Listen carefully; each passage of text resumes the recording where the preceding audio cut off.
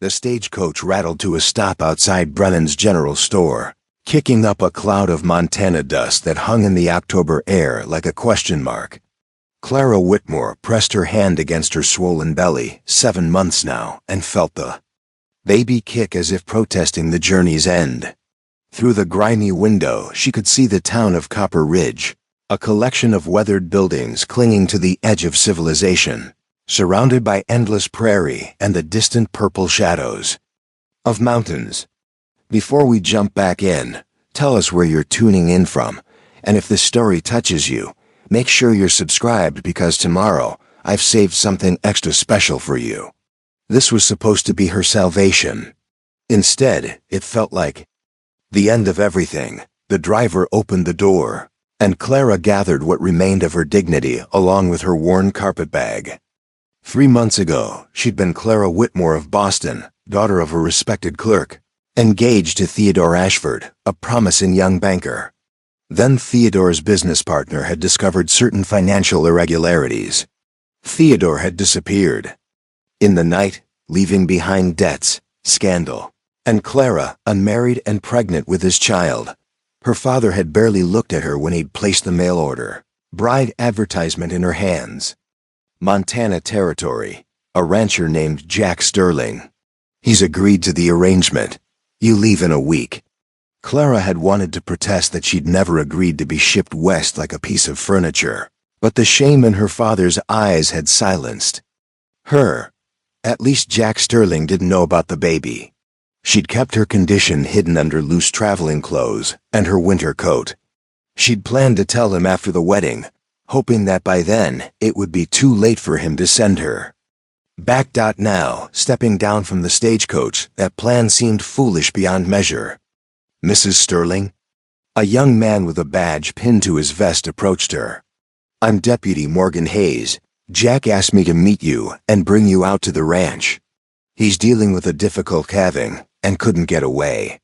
Clara's throat tightened. She'd hoped for a few moments in town to compose herself, perhaps to find a room and delay the inevitable confrontation. I see.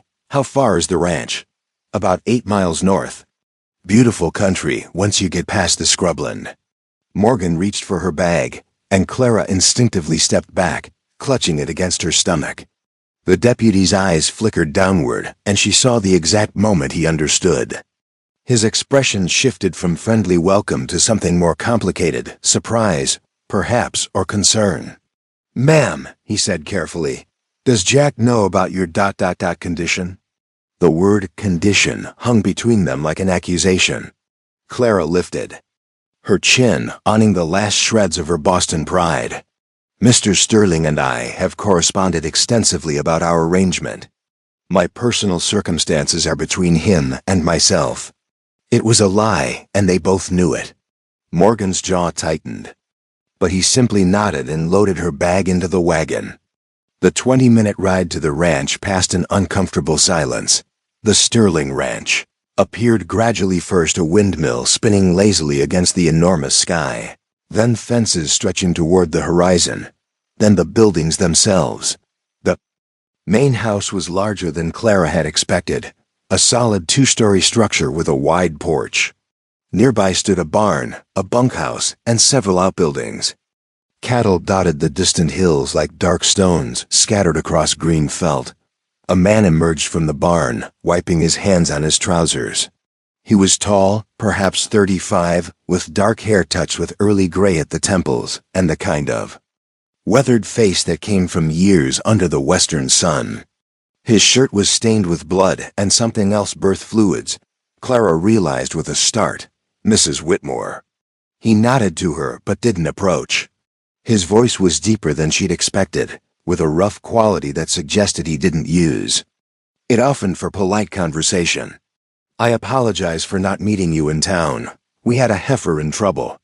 Lost the calf, but we saved the mother. I'm sorry about the calf, Clara said, because it seemed like the thing to say. Jack Sterling finally looked at her directly, and Clara saw his eyes gray as a winter storm travel from her face downward. Unlike the deputy, he showed no surprise. His expression remained carefully neutral, which somehow felt worse than shock would have been. "Deputy Hayes," Jack said quietly. "Thank you for bringing Mrs. Whitmore out. I appreciate it." It was a dismissal. Morgan glanced between them, clearly reluctant to leave Clara alone with the situation, but he had no choice. With a tip of his hat and a worried look, he climbed back into his wagon and headed down the long drive. The silence that followed his departure felt heavy enough to crush Clara's lungs. "How far along?" Jack finally asked. 7 months. Clara's voice came out, steadier than she felt. "The father was my fiancé in Boston. He left when certain financial difficulties arose. I'm told he's gone to California, though I have no way to verify that. My father arranged this marriage because—" She faltered, then forced herself to continue. "Because there were no other options." Jack studied her for a long moment. In the distance, a cow lowed mournfully. A chickadee called from the eaves of the barn. Clara waited for his anger, his disgust, his order for her to get back in a wagon and return to wherever she'd come from. Instead, Jack Sterling did something unexpected. He sat down heavily on the porch steps and ran a hand through his hair, leaving a streak of dirt across his forehead. "I lost my wife 2 years ago," he said, his voice so quiet Clara had to strain to hear it. "Sarah. She died in childbirth, along with our son. I swore I'd never marry again, never risk that kind of pain. But this ranch—" He gestured at the land around them. "It's too much for one man. I need help. I thought I needed a wife who could cook, keep house, maybe eventually ... but I can't. I can't risk another child."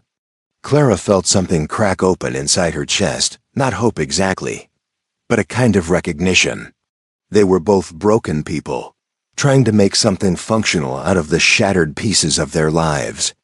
"Mr. Sterling, your baby," he interrupted, looking up at her. "Boy or girl, it will need a father. A name, protection. This territory can be harsh, Mrs. Whitmore. A woman alone with a child." He shook his head. "I can't offer you love. I can't promise you anything beyond a roof over your head and food on the table. But I can give your child legitimacy. I can give you both safety." Clara's hands trembled as she pressed them against her belly. "Why would you do that? I deceived you. I came here under false pretenses." Jack stood, his expression unreadable. "We all come to things under false pretenses, Mrs. Whitmore. I told you I was looking for a wife when what I really wanted was a housekeeper who wouldn't ask questions about why I sleep in the barn some nights, why I can't bear to go into the room where Sarah died. We're both running from something. Maybe we can run in the same direction for a while." It wasn't a romantic proposal. It wasn't even particularly kind. But it was honest, and Clara had lived with enough lies to value honesty above almost anything else. "The baby needs a father," Jack said again, and this time it sounded less like an offer and more like a statement of simple fact. "Marry me, Mrs. Whitmore. Not for love, not for happiness. Marry me so this child has a fighting chance in this world." Clara looked at the man standing before her, this stranger who just offered to claim another man's child as his own, not out of affection, but out of some complicated mixture of loneliness and pragmatism and perhaps a kind of penance for the family he'd lost. "Yes," she heard herself say. "Yes, Mr. Sterling, I'll marry you." The wind picked up, carrying with it the scent of grass and cattle and the promise of an early winter. Jack nodded once, as if they'd just concluded a business transaction, which perhaps they had. "There's a circuit preacher who comes through once a month," he said. "He's due next week. Until then, you'll take the main bedroom. I'll stay in the bunkhouse." "That's not necessary." "It is," Jack said firmly. "Whatever this arrangement is, Mrs. Whitmore, it will be proper. I won't have anyone saying otherwise." He picked up her carpetbag and started toward the house, leaving Clara to follow. As she climbed the porch steps, she felt the baby move again. Flutter that might have been a kick or might have been a somersault. "I don't know if this was the right choice," she thought. But it was the only choice we had. Behind her, the Montana sky stretched vast and indifferent, offering neither approval. nor condemnation. Only space and possibility and the uncertain promise of tomorrow. Preparing and narrating this story took us a lot of time, so if you are enjoying it, subscribe to our channel. It means a lot to us. Now back to the story. The bedroom was larger than Clara's entire room back in Boston had been.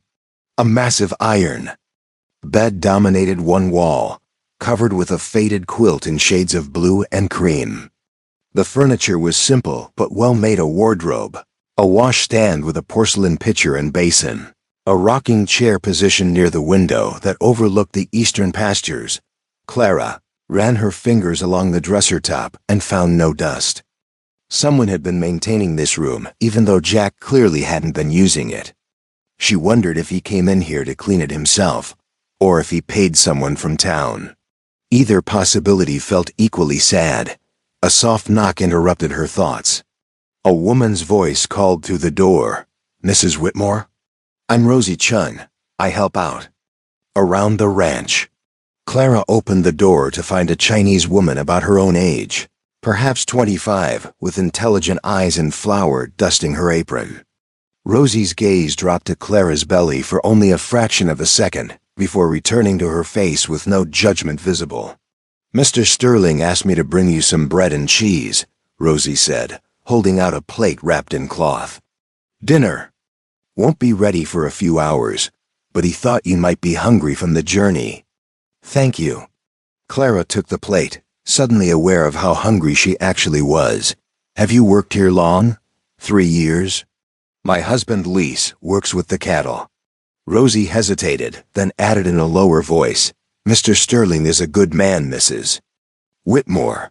Quiet, keeps his pain close but fair. He hasn't been the same since Mrs. Sarah passed, but—" She paused, seeming to choose her words carefully. "Maybe having someone in the house again will help." After Rosie left, Clara sat in the rocking chair and ate the bread and cheese slowly, watching the afternoon light stretch across the rangeland. The baby was active today, pressing against her ribs as if trying to see out the window too. She placed her hand over the movement and whispered, "We're going to be all right. We have to be." The week before the preacher's arrival passed in a strange domestic rhythm. Jack was up before dawn each day, working until well after sunset. Clara rarely saw him except at meals, which Rosie prepared and served in the ranch's large kitchen. The conversations were stilted, practical. "How are you feeling?" Jack would ask. "Well enough, thank you." "Is the room comfortable?" "Very comfortable." Then silence, filled only by the sound of forks against plates. On the third day, Clara came downstairs to find Jack repairing the fence panel in the side yard. She'd spent the morning feeling useless, wandering the house like a ghost. In Boston, despite the scandal, she'd at least had tasks: mending, shopping, helping her mother with the household accounts before her father had sent her away. "Mr. Sterling," she called from the porch. "Is there something I can do to help?" Jack looked up, surprise evident on his weathered face. "You should be resting, Mrs. Whitmore." "I've been resting for a week. I'm pregnant, not an invalid." The sharpness in her own voice surprised her. "Surely there's something useful I can do." Jack set down his hammer and studied her for a long moment. "Can you read and write?" "Of course. I attended the Pemberton Academy for Young Ladies until I was 17. Something shifted in Jack's expression, not quite a smile, but a softening. "The ranch accounts are a mess. I've been putting off the ledgers for months. If you're feeling up to it, the books are in the office downstairs. I'd be grateful for the help." The office was a small room off the main parlor, lined with shelves, holding books on animal husbandry, weather patterns, and land management. The desk was buried under papers, receipts, invoices, scribbled notes. The ledger itself was 3 months behind. Clara rolled up her sleeves and got to work. She'd always had a talent for figures, something her father had grudgingly acknowledged. Was useful for a woman, even if it wasn't proper to advertise. Here, on this Montana ranch, it was more than useful. It was necessary. The ranch was profitable, she discovered, but barely. Jack had been extending credit to neighboring ranchers who'd had bad years, and several hadn't paid him back. He'd also invested in new breeding stock that hadn't yet produced returns. When Jack came in for supper that evening, Clara had a full report prepared. "You're owed nearly $300, she said, spreading the papers on the kitchen table after Rosie had left for the night. Most of it from a man named Walter Briggs. There are also 2 other smaller debts from the Patterson brothers." Jack's jaw tightened. Walter's wife died last spring. He's got 4 children. The Pattersons lost half their herd to disease. "I'm not suggesting you demand immediate payment," Clara said carefully. "But you should have a record of what's owed and perhaps a schedule for repayment. Otherwise, you're putting your own ranch at risk." Jack sat down heavily, running his hand through his hair in that gesture she was beginning to recognize as a sign of his discomfort. "Sarah used to handle the accounts. After she died, I couldn't bear to sit at that desk. It was her space. It was the most personal thing he'd shared since she'd arrived." Clara felt something shift between them, not intimacy exactly, but a small opening in the wall Jack had built around himself. "I'll continue with the books, if you'd like," she offered. "And Mr. Sterling, you can talk about her. About Sarah, I won't mind." Jack's gray eyes met hers, and for a moment, Clara saw the depth of his grief, raw and unhealed despite 2 years having passed. "Maybe someday," he said quietly, "but not yet." On the morning of the wedding, Clara woke to find a dress laid across. The rocking chair, simple blue calico, but new, and sized to fit her pregnant form. A note in Jack's angular handwriting read, "Rosie helped with the measurements. Hope it suits." The ceremony took place in the ranch's parlor with only Rosie Louise and Deputy Hayes as witnesses. The circuit preacher, Reverend Thomas Blackwood, was a barrel-chested man with kind eyes who'd clearly seen enough frontier hardship not to ask questions about Clara's condition. "Do you, Jack Sterling, take this woman as your lawfully wedded wife?" "I do." "And do you, Clara Whitmore, take this man as your lawfully wedded husband?" Clara looked at Jack, the stranger who was offering her child a name, offering her a future when she'd thought she had none. "I do. Then by the power vested in me by the territory of Montana, I pronounce you husband and wife." Jack didn't kiss her. He simply nodded, a formal acknowledgement that the contract had been fulfilled. Clara felt oddly relieved. Whatever this marriage was, at least it was honest. That night, true to his word, Jack returned to the bunkhouse. Clara lay alone in the large bed, her hand on her belly, and listened to the wind sweep across the prairie. She was Mrs. Sterling now. Her child would be legitimate, protected. It should have felt like victory. Instead, it felt like she was standing at the edge of a vast canyon with no way forward and no way back. Through the window, she could see a light burning in the bunkhouse. She wondered if Jack was lying awake too, wondering what he'd gotten himself into, what kind of strange bargain. They both just sealed. The baby kicked hard, and Clara whispered into the darkness, "Your father's name is Theodore Ashford. But the man who will raise you, who will teach you about this land and this life, is Jack Sterling. Remember both truths, little one.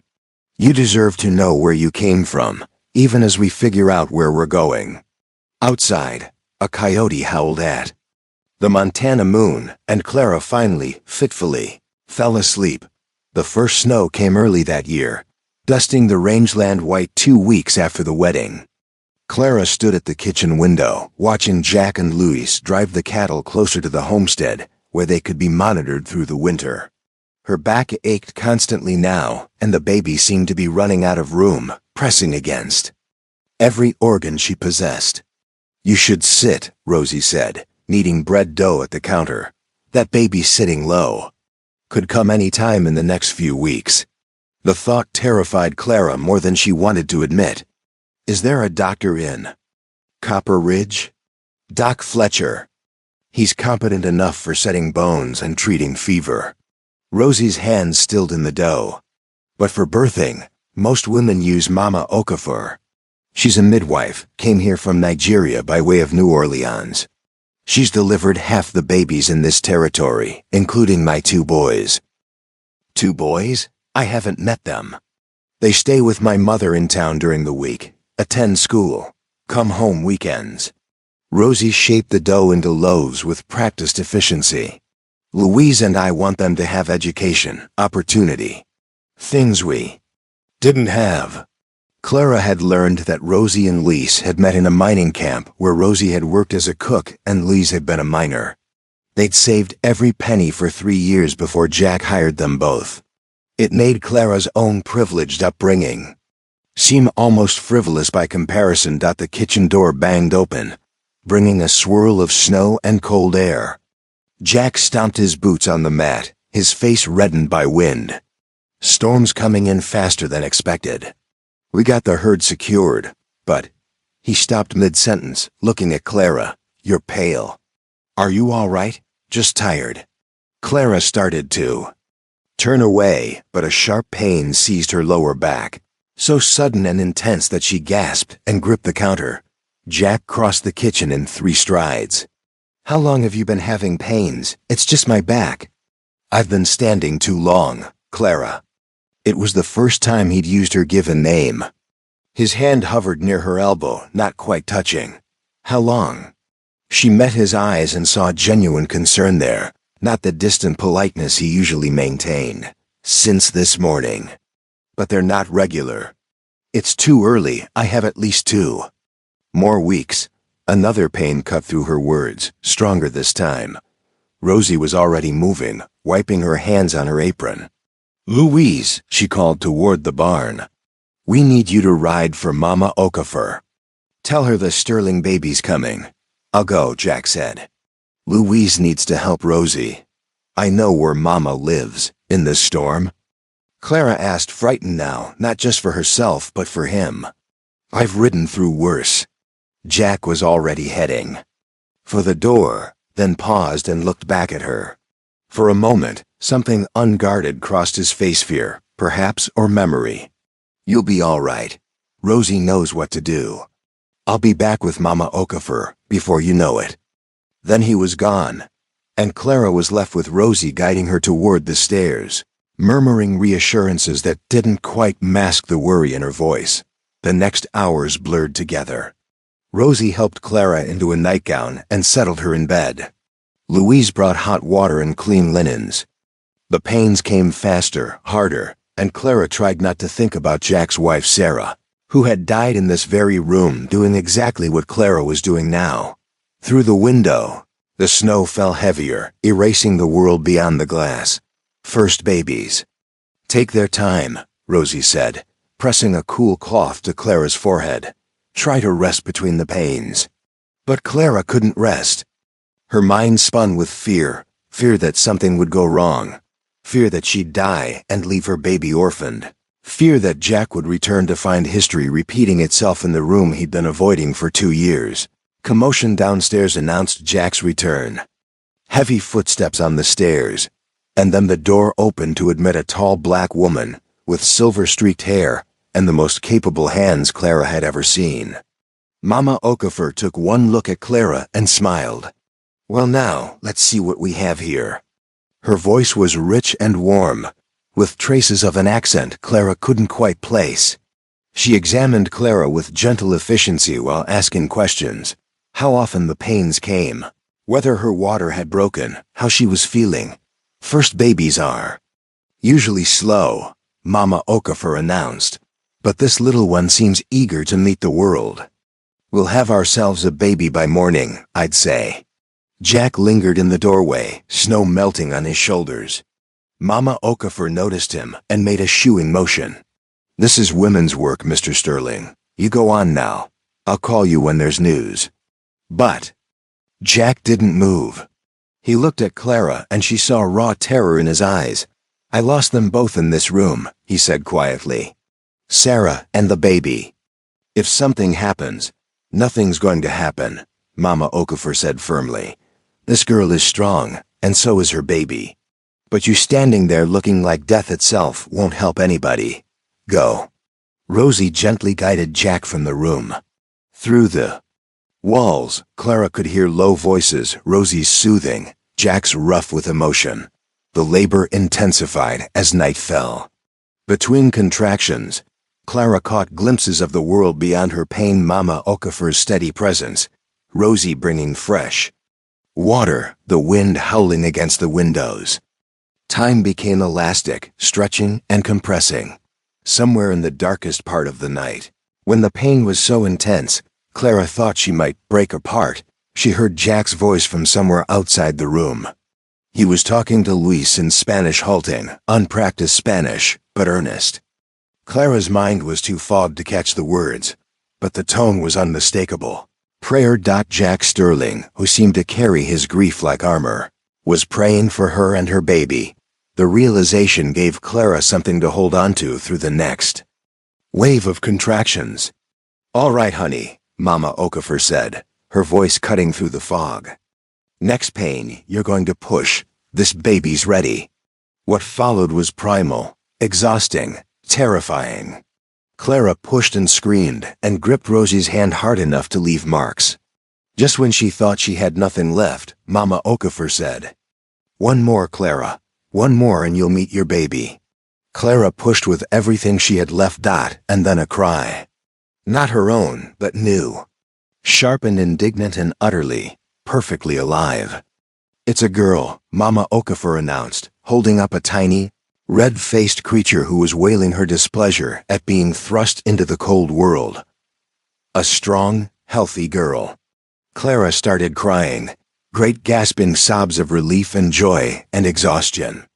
Mama Okafor cleaned the baby quickly and placed her on Clara's chest, and Clara looked down at her daughter with wonder.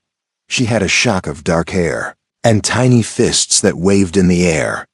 Her eyes, when they opened, were that indeterminate blue-gray of newborns. She was perfect. "Does she have a name?" Rosie asked softly. Clara hadn't allowed herself to think about names, as if doing so would tempt fate. But looking at her daughter now, one name immediately to mind. "Grace," she whispered. "Her name is Grace Eleanor Sterling." Mama Okafor smiled. "Grace, that's a good strong name. Now let's get you both cleaned up, and then maybe we let that poor man downstairs know he has a daughter." Minutes later, or perhaps it was hours, Clara had lost all sense of time. There was a soft knock on the door. Jack entered hesitantly, his face pale, his eyes scanning the room as if expecting to find disaster. Instead, he found Clara propped up in bed, exhausted but alive, with a small bundle in her arms. "Mr. Sterling," Clara said, her voice hoarse from screaming, "would you like to meet your daughter?" Jack approached slowly, as if walking through a dream. He looked down at Grace, and Clara watched emotions chase across his face too quickly to name grief, wonder, fear, something that might have been hope. "She's so small," he said finally. "She's strong," Mama Okafor corrected. "Came into this world fighting. She'd do just fine." Jack reached out one rough, work-worn finger, and Grace's tiny hand closed around it with surprising strength. Something broke in Jack's expression. Some wall he'd been maintaining crumbled. "Hello, Grace," he whispered. "Welcome to the ranch." And Clara, watching this quiet man who'd agreed to raise another man's child as his own, felt something shift. In her chest, not love, not yet, but the first fragile stirrings of something that might, someday, become it. Grace was 3 weeks old when the trouble started. Clara had just finished nursing her when she heard raised voices from the yard. Through the window, she saw a man she didn't recognize, heavy-set, with a thick beard and hostile eyes, jabbing his finger at Jack's chest. Jack stood his ground, but his hands were clenched at his sides. Rosie appeared in the doorway of the nursery, her face tight with concern. "That's Walter Briggs. He's heard you've been asking about the money he owes." "I haven't asked for anything," Clara said, settling Grace in her cradle. "I simply sent a letter outlining a payment schedule. Very reasonable terms." "Walter doesn't see it that way." Rosie moved closer to the window. "He's telling people in town that Jack's gotten hard-hearted since taking the city wife. That you're making him squeeze his neighbors for every penny. Clara's stomach dropped. This was exactly what she'd feared, that her presence would cause problems for Jack, that she'd be seen as an outsider disrupting the delicate social fabric of frontier life. Downstairs, she found Jack sitting at the kitchen table, his jaw set in a hard line. A purple bruise was already forming on his cheekbone. "He hit you?" Clara asked, shocked. "Took a swing. I didn't hit back. Wouldn't have been right given." Jack trailed off, then looked up at her. "Walter's spreading talk in town. Says I'm not the man I used to be, that I've forgotten what it means to be a neighbor."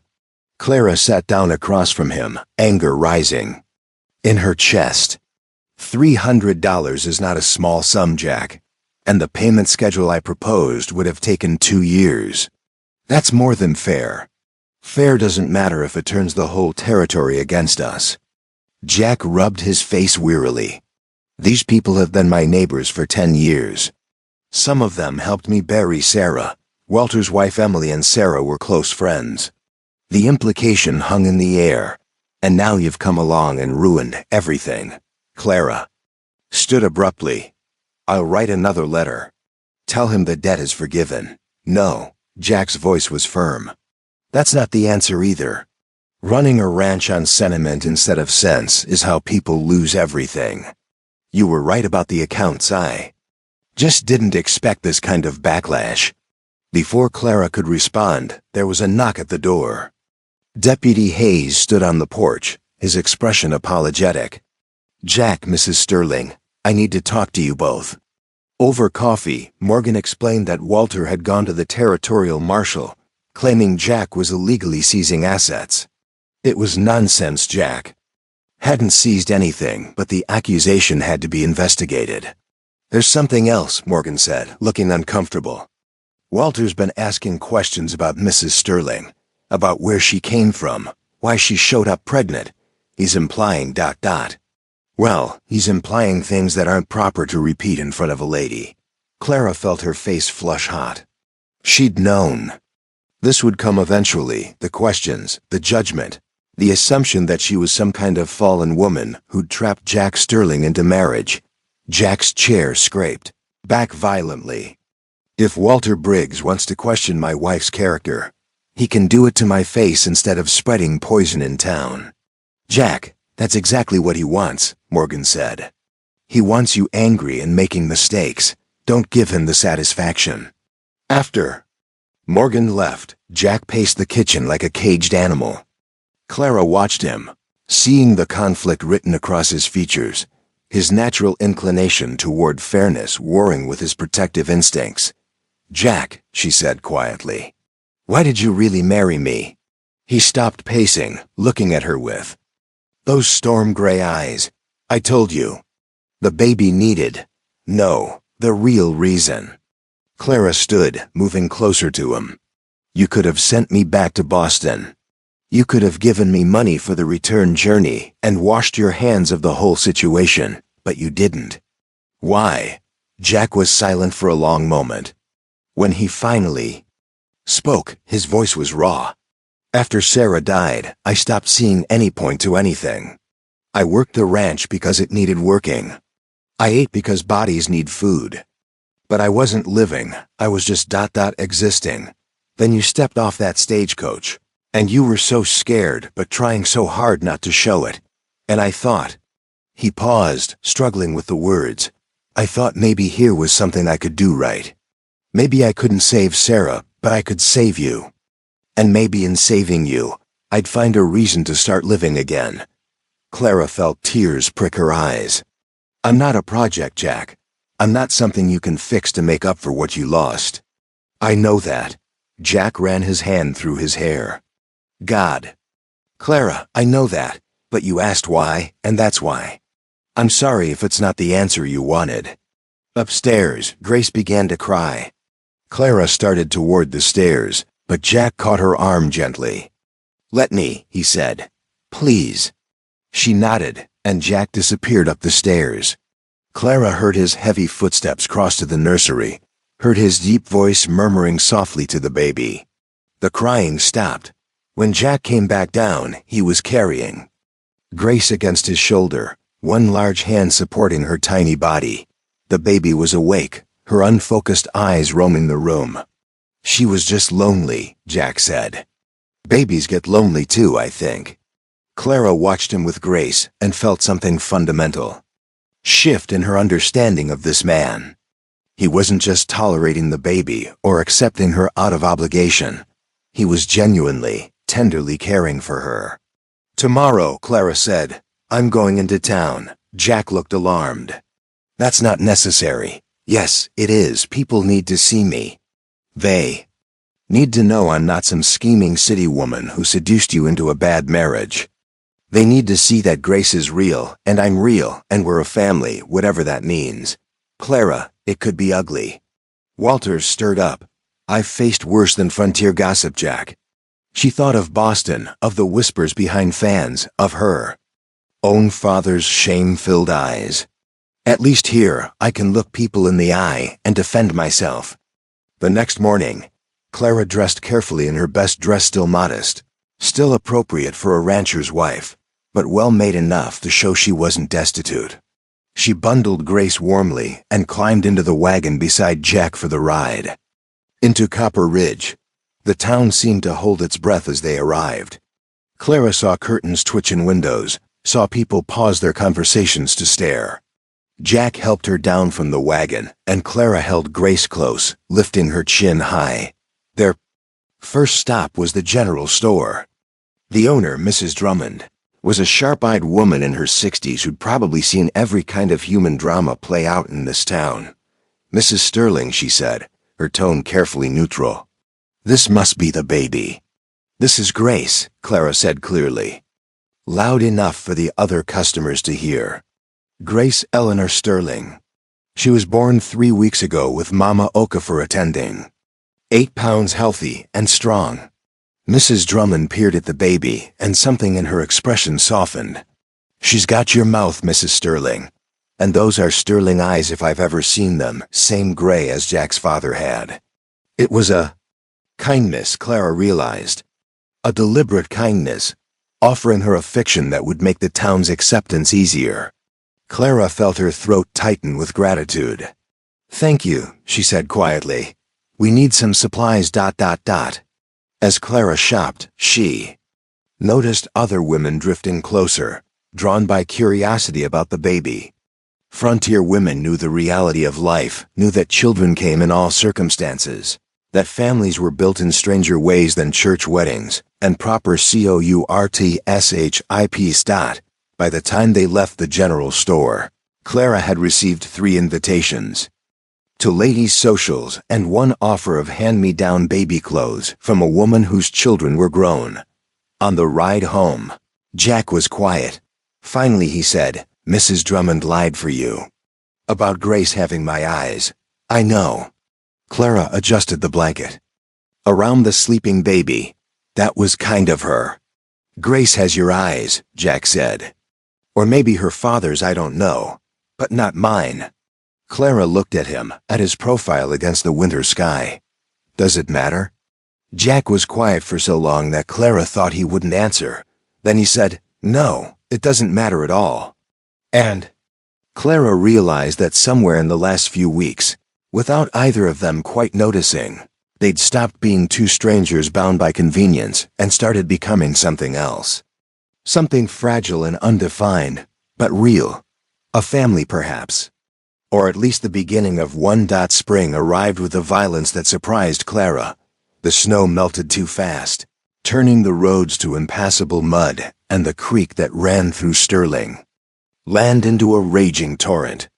Jack and Louise worked dawn to dusk, moving cattle to higher ground and reinforcing the banks where erosion threatened to wash away valuable pasture.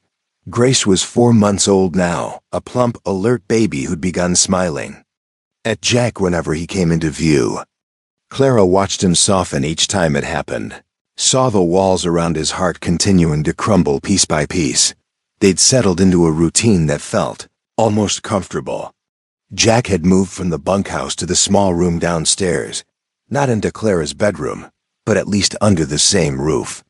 He still grieved Sarah, Clara knew, but the grief had transformed from a sharp, paralyzing thing into something quieter, a sorrow he could carry while still moving forward. Then the letter arrived. Clara recognized the handwriting on the envelope. Immediately, her hands trembled as she broke the seal and read the words that would shatter the fragile peace they'd built. My dearest Clara, I write to you from San Francisco, where fortune has finally smiled upon me. The charges in Boston were entirely unfounded, a misunderstanding that has now been cleared. I have secured a position with a respected trading company and am prepared to provide for you and our child as I always intended. I understand you may have made temporary arrangements for your comfort, but surely you recognize they were never meant to be permanent. A child deserves to know their true father. I will arrive in Copper Ridge by month's end to collect you both and restore our family to its proper order. Your devoted fiancé, Theodore Ashford. Clara read the letter 3 times, each reading making her feel more ill. Theodore thought he could simply appear after 8 months and reclaim her like a piece of abandoned luggage. He assumed she'd been waiting, pining, hoping for his return. He had no idea she'd built a life here, that she'd married, that Grace had a father who rocked her to sleep and sang to her in Spanish, and looked at her like she hung the moon. Jack found her in the office, the letter crumpled in her fist. What's wrong? Clara handed him the letter without speaking. She watched his face as he read, saw his expression go carefully blank, the same mask of neutrality he'd worn when she'd first arrived pregnant on his doorstep. He's Grace's father, Jack said finally. It wasn't a question. Biologically, yes. Clara's voice was steadier than she felt. But you're her father in every way that matters. You've been there for every midnight cry, every smile, every moment of her life. Theodore abandoned us. He says the charges were unfounded. Jack set the letter down carefully, as if it might explode. He says it was a misunderstanding. He's lying. Theodore embezzled from his firm. Everyone in Boston knew it. That's why I was sent away in disgrace. He's probably hoping enough time has passed that no one will investigate too closely. Clara moved closer to Jack, desperate for him to understand. I don't want him here. I don't want him anywhere near Grace. What you want may not matter. Jack's voice was flat. He's her biological father. He has legal rights. So do you. You married me. You claimed Grace as your daughter, and not her father, Clara. Jack looked at her with eyes full of pain. We both know that. I'm a man who agreed to give her my name, but if Theodore can provide for you both, if he's legitimate now and ready to be a husband and father. He trailed off, then added quietly, maybe Grace deserves to know her real father. Clara felt like she'd been slapped. You want us to leave? I want what's best for Grace. Jack's jaw was tight. And maybe that's not a ranch in the middle of nowhere with a man who's still half in love with a ghost. Before Clara could respond, he walked out, leaving her standing in the office with tears streaming down her face. The next 2 weeks were torture. Jack threw himself into work with single-minded intensity, leaving before dawn and returning long after dark. When he was home, he barely looked at Clara, though he still held Grace with heartbreaking tenderness. Clara tried to talk to him a dozen times, but he deflected every attempt. She began to understand that Jack was protecting himself the only way he knew how, by pulling away before he could be hurt again. Rosie found Clara crying in the kitchen one afternoon while Grace napped. Mr. Jack is being a fool, she said bluntly, setting down a basket of mending. He thinks he's doing the noble thing, but he's just running scared. He won't listen to me, Clara said miserably. He's convinced himself that Theodore is better for Grace, that I should go back to my real life, then make him listen. Rosie's eyes flashed with unusual fire. That man has been sleepwalking through life for 2 years. You and that baby woke him up. Don't let him go back to sleep now. But Clara didn't know how to reach Jack through the walls he'd rebuilt around himself. She felt helpless, watching the life they'd started to build together slip away. Theodore arrived on a Tuesday morning in a hired carriage, dressed like he was attending a Boston society party rather than visiting a Montana ranch. Clara watched from the porch as he climbed down, his expression a mixture of satisfaction and possessive pride. "Clara, my dear." He swept off his hat. "You're looking well. Motherhood suits you, Mr. Ashford." Clara kept her voice cold, formal. "This is unexpected. I wrote to you. You wrote to inform me of your intentions, not to ask permission." Clara crossed her arms. "I'm married, Theodore. This is my home. Grace is a Sterling now." Theodore's smile didn't waver, but something hard entered his eyes. "A marriage of convenience to a rancher you'd never met? Come now, Clara. We both know that was never meant to be permanent. You were simply doing what you had to do to survive until I could return for you. Is that what you tell yourself?" Clara felt anger burning through her fear. "You abandoned me. You left me to face the scandal alone, pregnant and disgraced. My father sent me west because I had nowhere else to go. All regrettable, I admit. But I'm here now, ready to make amends." Theodore moved closer to the porch. "Where is the child? I'd like to meet my daughter." "No." Clara positioned herself in front of the door. "Grace is napping, and I won't have you disturbing her. Clara, I am her father. You're a stranger who happens to share her blood." Clara's voice rose. "You have no claim on her. Actually, I do." Theodore pulled a paper from his jacket. "I've consulted with a lawyer in San Francisco. In the territory of Montana, biological fathers have rights that supersede those of stepfathers, particularly in cases where the marriage occurred under, shall we say, questionable circumstances. You married this rancher while pregnant with my child. Some might call that fraud." Clara felt ice flood her veins. "You're threatening to take Grace?" "I'm offering to restore our family." Theodore's voice turned coaxing. "Come back to San Francisco with me, Clara. We'll marry properly this time. Grace will grow up with advantages: schools, society, culture. What can this rancher offer her? Mud and cattle and a life of hardship?" Before Clara could answer, Jack's voice cut through the air like a whip. "He can offer her a father who'll be there every day of her life. Not a man who runs when things get difficult." Jack stood beside the barn, his face set in hard lines. Clara had never seen him look so dangerous. Theodore sized him up with dismissive eyes. "You must be Sterling. I appreciate you providing temporary shelter for my fiancée, but I'm prepared to compensate you for your trouble. Clara's not your fiancée. She's my wife." Jack moved toward them with predatory grace. "And Grace is my daughter. You gave up any claim to them when you disappeared." "Legal claim says otherwise," Theodore said smoothly. "But I'm prepared to be reasonable. Let me spend time with Grace. Let Clara see that I've changed, and we can resolve this like civilized men." Clara saw Jack's hands clench into fists, saw him fighting for control. "Get off my land. I don't think you understand your position, Mr. Sterling." Theodore's voice hardened. "I can take this to the territorial court. I can prove Clara married you under false pretenses while carrying my child. I can argue that you've essentially kidnapped my daughter. It will be ugly, expensive. And you will lose." The silence that followed was broken only by the wind and the distant lowing of cattle. Then Jack said, his voice deadly quiet, "Or you can leave now, go back to California, and never contact my family again. Because if you try to take them, Theodore Ashford, I will spend every penny I have fighting you. I will hire the best lawyers in the territory. I will make sure everyone knows you're a thief and a coward who abandoned a pregnant woman." He paused. "And I will win. Because Clara and Grace are mine, and I protect what's mine." Clara's heart hammered in her chest. This was Jack stripped of politeness and prairie stoicism. This was the man beneath, fierce and protective, and finally claiming them as his own. Theodore's face flushed red. "This isn't over, Sterling." "Yes," Jack said.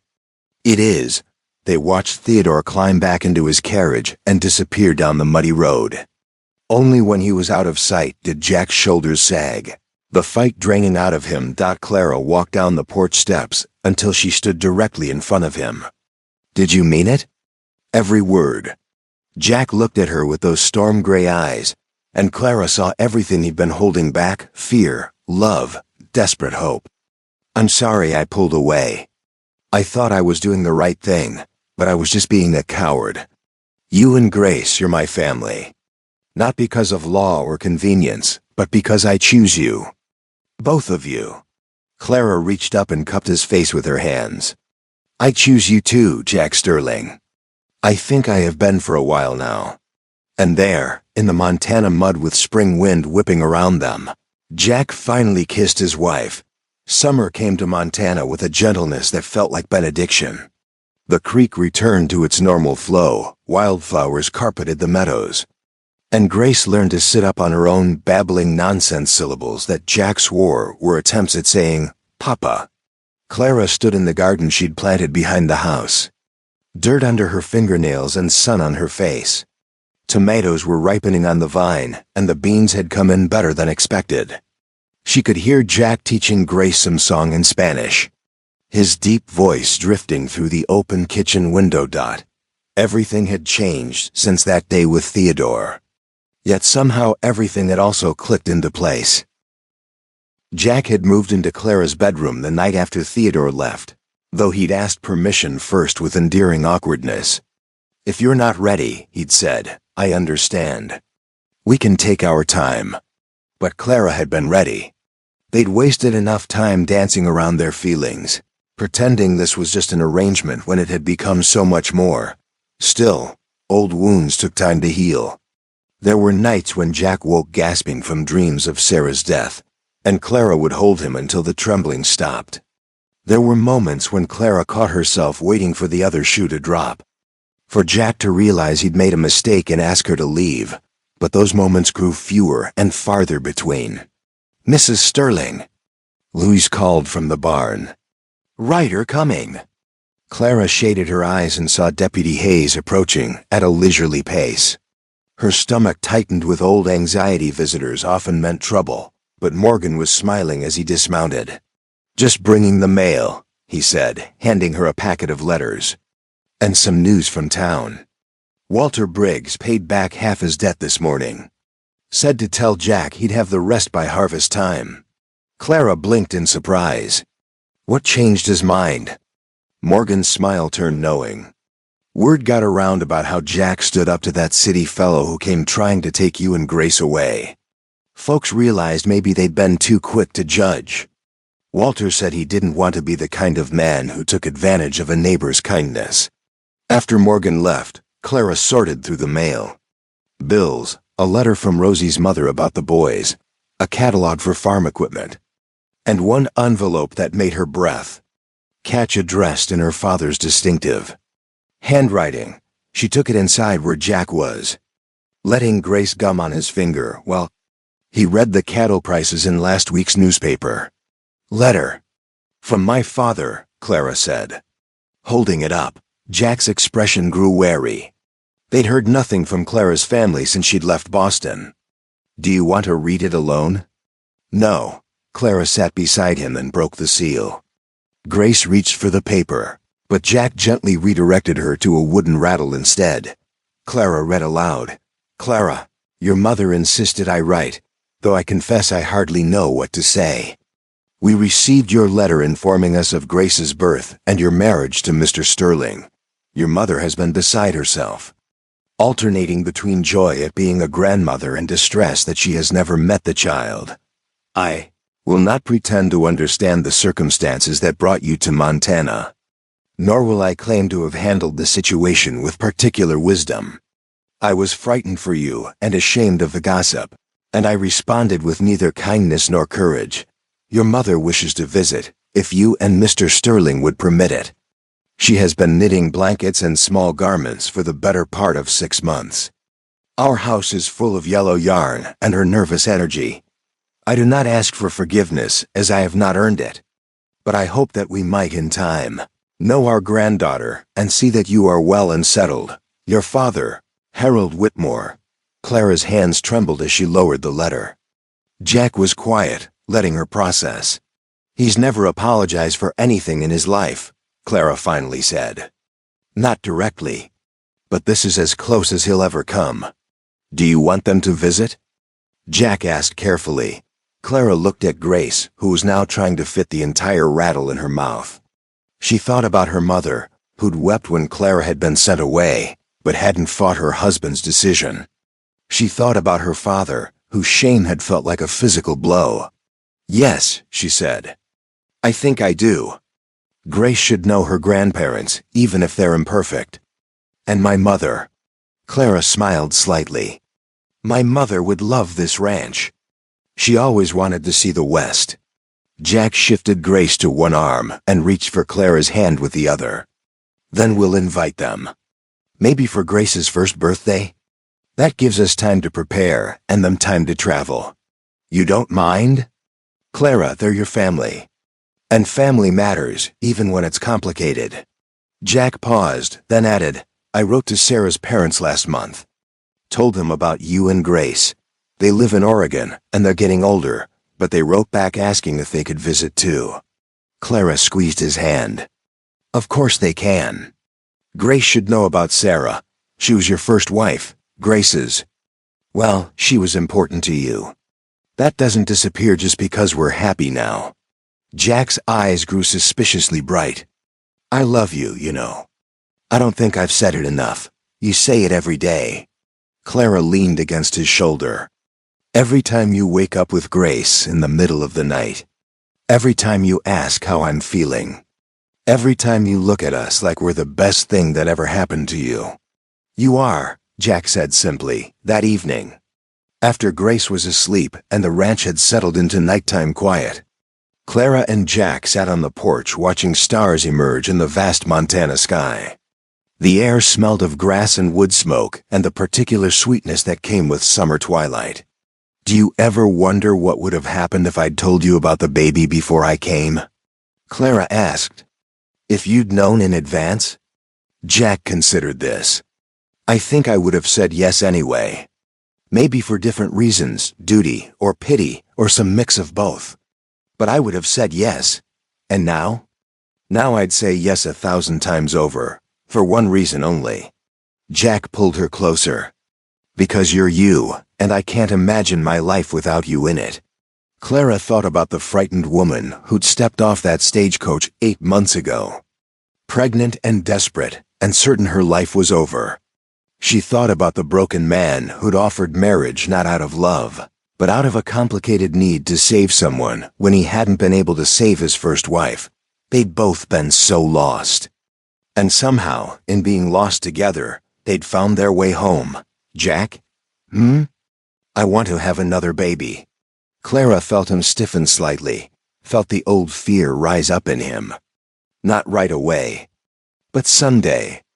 A brother or sister for Grace. A baby we make together, intentionally. Jack was silent for a long moment.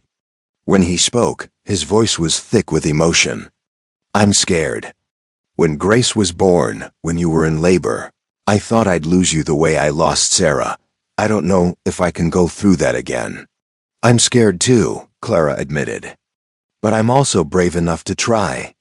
And you're brave enough to let me. Jack kissed the top of her head. Not yet. Let me get used to the idea. Let me stop being terrified every time I think about it. That's all I ask. They sat in comfortable silence as the sky darkened and the stars multiplied overhead. From inside the house came a small cry, Grace, waking from a dream. Both of them stood automatically, and Jack smiled. I'll go. You've been up with her the last 2 nights. Clara watched him disappear inside, heard him murmuring to the baby, heard Grace's crying stop almost immediately. Through the window, she could see Jack silhouetted against the lamplight, holding Grace against his shoulder and swaying gently. A year ago, she'd been Clara Whitmore of Boston, disgraced and desperate, being shipped west like unwanted cargo. Now she was Clara Sterling of the Sterling Ranch, wife to a good man, mother to a beautiful daughter. And finally home. The wind picked up, carrying with it the scent of sage and possibility. Somewhere in the distance, a coyote called out, and another answered. The land stretched endlessly in all directions, wild and harsh and beautiful. Clara placed her hand over her stomach. Flat now, but perhaps not forever. Perhaps someday there would be another baby, one conceived in love rather than scandal. A child who would grow up knowing both parents wanted them, knowing they were born into a family that had fought to exist and chosen to stay together. But that was for later. For now there was this, a summer evening in Montana. A husband who loved her, a daughter who thrived, and a future that spread out before them like the prairie itself, uncertain. Yes, but full of promise. Jack emerged with Grace, who was awake and alert, her gray-blue eyes taking in the night with wonder. She didn't want to miss the stars, Jack said. Settling back onto the porch with the baby in his lap, Clara sat beside them. And together, they watched the heavens wheel overhead. Grace made soft cooing sounds, as if commenting on the cosmic display. Tell me about the constellations, Clara said. I never learned them. So Jack pointed out the Big Dipper, Cassiopeia, the North Star. He told stories his father had told him about how the stars guided cowboys home when they were lost on the range. Grace listened with the serious attention of very young children, as if understanding that this was important, these stories her father was telling. And Clara thought, this is what family is. Not perfection, not the absence of pain or past or complication. Family is choosing each other, day after day. Family is sitting on a porch under the stars, telling stories. Building a life out of honest effort and stubborn hope. I love you, she told Jack again. Because it bore repeating. I love you too, he replied. And Grace babbled something that might have been agreement. The stars blazed overhead, indifferent and eternal. Below them, on a ranch at the edge of civilization, a family sat together in the warm Montana night, and that was enough. More than enough. It was everything. Up next, you've got 2 more standout stories right on your screen. If this one hits the mark, you won't want to pass these up. Just click and check them out. And don't forget to subscribe and turn on the notification bell, so you don't miss any upload from us.